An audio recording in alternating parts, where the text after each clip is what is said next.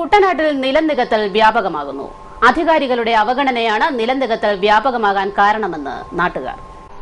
ഒരു കാലത്ത് പച്ച വിരിച്ച പുഞ്ചപ്പാടങ്ങൾ ഇന്ന് കോൺക്രീറ്റ് കെട്ടിടങ്ങൾ കൊണ്ട് നിറയുകയാണ്.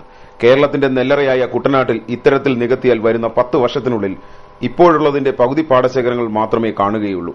റോഡ് ഗതാഗതം വർദ്ധിക്കുമ്പോൾ നികത്തും വർദ്ധിക്കുകയാണ്.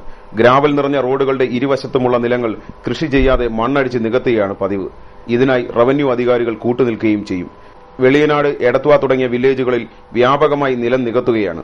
വെളിയനാട് വില്ലേജിൽ ചെറുകാട്ടിശ്ശേരി പാടശേഖരമാണ് ഇപ്പോൾ വ്യാപകമായി നിലം നികത്തുന്നത്. വർഷങ്ങളായി കൃഷിയായിരുന്ന പാടം 2 വർഷത്തിനു മുമ്പ് ജില്ലാ പഞ്ചായത്ത് പ്രസിഡന്റിന്റെ നേതൃത്വത്തിൽ 15 ലക്ഷം രൂപ അനുവദിച്ച് കൃഷി ആരംഭിച്ചു. എന്നാൽ കർഷകർക്ക് താൽപര്യം നിലം നികത്തലാണെന്നിരിക്കെ പണം ചെലവഴിച്ചതൊഴിച്ചാൽ മറ്റു പ്രയോജനം ഒന്നും ലഭിച്ചില്ല.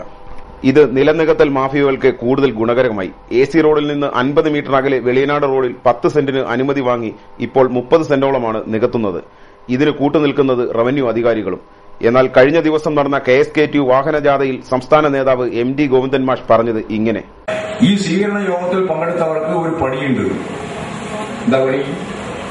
മായയിടലല്ല, ഒരു പ്രധാനപ്പെട്ട പണിയുണ്ട്. ആ പണി, നാട്ടിൽ പോയാൽ വീട്ടിന്റെ ചുറ്റുവട്ടത്ത് 1 സെന്റ് ഭൂമിയെ നികത്താൻ വിടാൻ പാടില്ല. നികത്തുന്നത് കണ്ടാൽ ആ നിമിഷം തടയണം. പിന്നെ ഞാൻ ഫോൺ ചെയ്തു, എന്നെ വിളിച്ചിട്ട് കിട്ടിയിട്ടില്ല. നോക്കുമ്പോൾ ഒരാഴ്ച കഴിഞ്ഞ് കമ്മിറ്റി ചേർന്നിട്ട് ആലോചിച്ച് തീരുമാനിച്ച് വരാം എന്നാ അപ്പോഴേക്ക് നികത്തി തീരും. ശനിയാഴ്ച വൈകുന്നേരം രാത്രി തുടങ്ങി ഞായറാഴ്ച രാത്രി ആകുമ്പോഴേക്ക് തീരുന്നതാണ് നികത്തൽ പലതും. ഒറ്റ വില്ലേജ് സെക്രട്ടറിനെ വിളിക്കണ്ട, ഒരു ഏരിയ സെക്രട്ടറിനെ വിളിക്കണ്ട, ഒരു ജില്ലാ സെക്രട്ടറിനെ വിളിക്കണ്ട, ഒരു സംസ്ഥാന കമ്മിറ്റിനെയും വിളിക്കണ്ട. എവിടെയാണോ നികത്തുന്നത് കാണുന്നയാൾ അപ്പോ തടഞ്ഞാൽ അതിന്റെ പിന്നിൽ കർഷക തൊഴിലാളി ഉണ്ടാവുമെന്ന കാര്യത്തിൽ യാതൊരു സംശയവും ആർക്കുണ്ടാവണ്ട. എന്നിട്ടും താഴെത്തട്ടിലുള്ള നേതാക്കൾ ഇത് അറിയാതെ പോയതാണോ അതോ കേട്ടിട്ടും കേൾക്കാതെ പോയതാണോ അറിയില്ല. ഭരിക്കുന്ന കക്ഷികളാകട്ടെ എവിടെ വേണേലും നികത്താം, പക്ഷേ അല്പം പിടിപാടും പണവും മതി എന്ന മട്ടിലാണ്.